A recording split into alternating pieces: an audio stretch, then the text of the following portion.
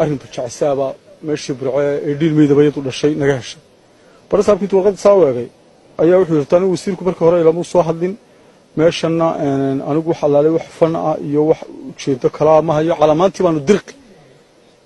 ku rakibnayba oo burco naga hortimo calamaantii baanu dirqi ku rakibnay oo wallahi warabadaan baa ka soo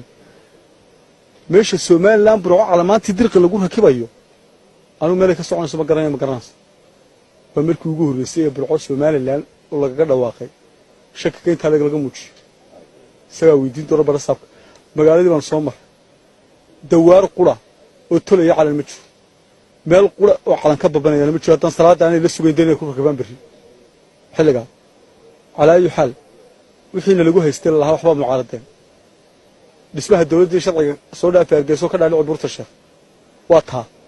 warqadii wasiirka warfaafinta qoray Hargeysa burco ka shaqayn la waa ka barasaabkii sidoo doonay yeelaya waa ka eedin may kula calamaantii dirqi baa lagu rakibay anagu waan ka noqonaynaa Hargeysa qulay ka jirta Soomaaliland aad quwad ka leedahay ta Soomaaliland baan kala qayb galeynaa Hargeysa waan ku soconaa oo ka dabaldegaynaa ila wax la sameeyay ma jirto taas burcana waa taa halkii uu loogu dambeysay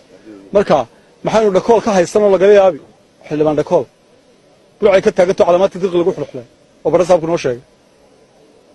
waxaan leenahay dawladda bal u kuurgal dalkaaga bal dalka ka warhaya Hargeysa uu maaha wax badan baan oognahay qaylada halabuurku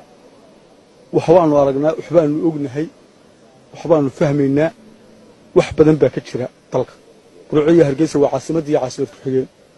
isku wax kama jiraan gudoomiyaha gobolka Togdheer Xamse Maxamed Cabdi oo aanu arintaasi damacnay inaan wax ka weydiino ayaanu khadka telefoonka kula xiriirnay balse waanu naga qaban Maxamed Xasan Diiriye Maxamed Joker Ariel TV Burco.